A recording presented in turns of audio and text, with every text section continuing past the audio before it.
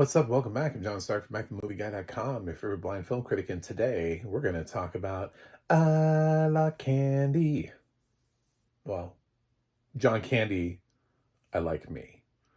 This is the documentary that it went to Toronto International Film Festival this year. It's one of the more higher profile documentaries of the year. I don't think it's going to get an Oscar nomination. I think it could be shortlisted.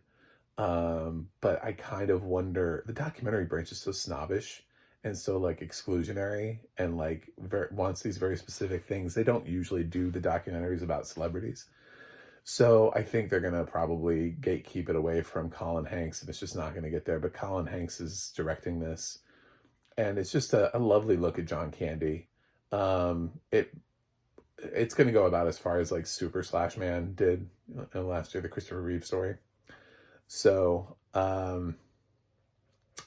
I this I remember when John Candy died. It was in 1994, and he still had, I think, Wagons East released that year, and he still had Canadian Bacon was in a can. It's funny because they talked about the film I am Hostage for a Day, which I realized I was like, I hadn't even heard of that, and I was paying attention to cinema more in 94 and 95. And even after that, I feel like I've never heard anybody talk about Hostage for a Day, and now I'm like, I really want to track the film down and watch it. So if anything, this film made me want to watch one movie more specifically, talking about how John Candy was directing it, and trying to put the time into that. And it's one of his final films towards the end of his career. But yeah, we start off with Candy as a kid and move through all of his, his life. And, eventually he meets someone, falls in love. They have a family. But in and around this, he grew up Catholic, Canadian and Catholic, and sort of what that looked like for him, and how he got pulled into comedy. And he's got friends here who are commenting, and family members, and also a lot of actors that he's worked with over the years that really adore and miss him, including Macaulay Culkin from Home Alone, who mentions it. Kind of one of the things that let out from the people when they started seeing this movie was that Macaulay talks about how um, he has this little memory because John Candy was only on set for one day of filming for Home Alone. That's all he could work into his schedule. So all that stuff that you see in Home Alone was all shot in the same day. And he took the time and saw Macaulay and talked to him and asked him if he was okay, because he could tell that Macaulay's dad was like a nightmare. And that, because if you remember, they had this sort of contentious divorce thing where the parents were fighting for control over the kids, and that was sort of their childhood, is who was going to get to control the acting careers of Macaulay, Kieran, and Rory. So Macaulay, being the oldest one, I guess, was picking up on the most vibes, and Candy had a little bit of time to just check in on him. But you've also got Tom Hanks, from Splash. They did Splash together. And Steve Martin, obviously, from Planes, Trains, and Automobiles. And Culkin had done Uncle Buck also with Candy. But I think the comment about the parent thing is specific to Home Alone, even though they didn't shoot scenes together. Culkin would have just been on set, like, because he's in every other scene in the movie. So they just kind of reshaped all of their shooting to accommodate John Candy for the day. He did like a 23-hour shoot, I guess. That's supposedly that's what they said. He's like, you had me for as long, and he's like 23 hours. So, yeah, they're worried about his health. They're worried about him being overweight and a drinker and a smoker, and just sort of burning out, and he kept changing doctors because his doctors would always get on to him about the stuff that he's not supposed to be doing, and eventually he died of a heart attack. So, and this film takes a look at that. and interviews his kids who have grown up in the wake of being, John Candy's kids, and his son is happy about how John taught him how to reflect on mental health so that he feels comfortable being in therapy and not feeling ashamed of being in it, being able to do therapy, stuff like that. John Candy was just a warm person that helped everybody. Nobody's here to say anything bad about him other than, wish he was still here, wish he'd stopped drinking, smoking, and lost a little bit of weight. But Candy has a couple interviews where they ask him about his weight, and he's like, "No, it's not a problem for me. Is it a problem for you?" Which I think. I mean, we've had plus size actors who have managed their weight and continue to go on. I think it was all the other stuff on top of it. Just like Chris Farley burned out early, but he burned out early because he was also really into drugs.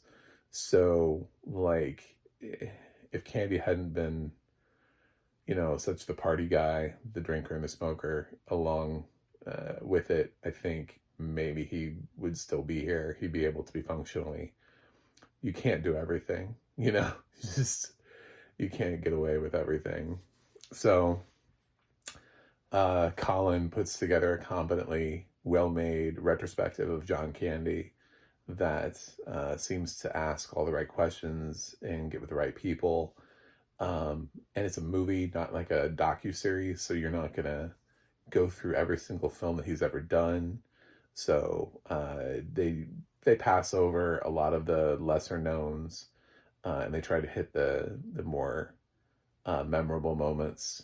They definitely do talk about how he, went into drama a little bit with JFK, sort of when he was really sort of peaking in John Candy land.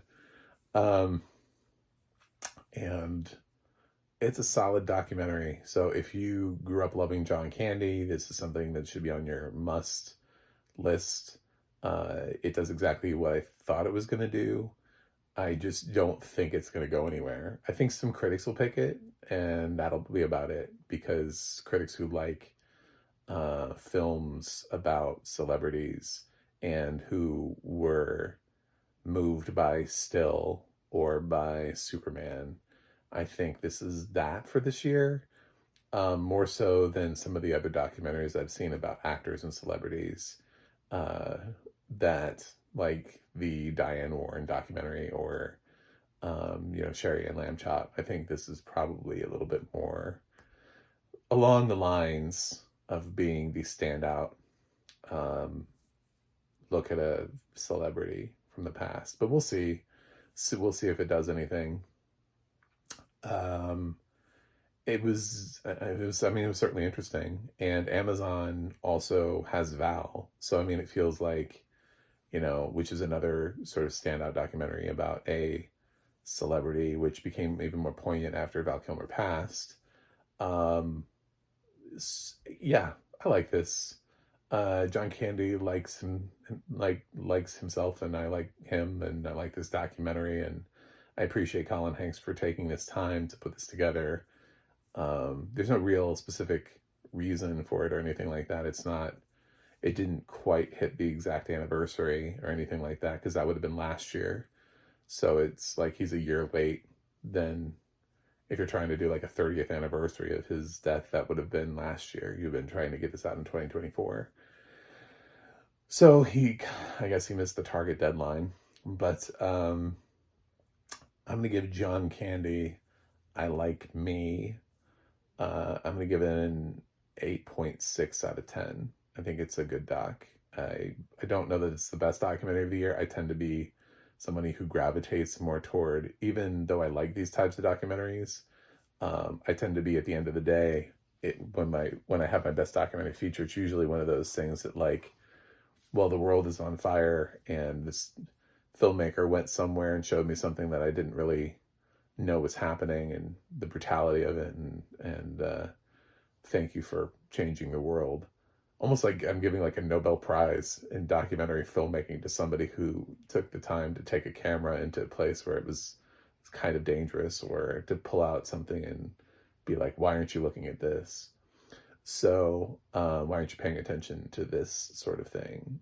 I like these documentaries, and I like fun documentaries too. But at the end of the day, the one that's going to hit me is going to be the one that emotionally hits me as well. So that's it. Thanks for watching. Thanks for subscribing. I'll see you guys on the other side.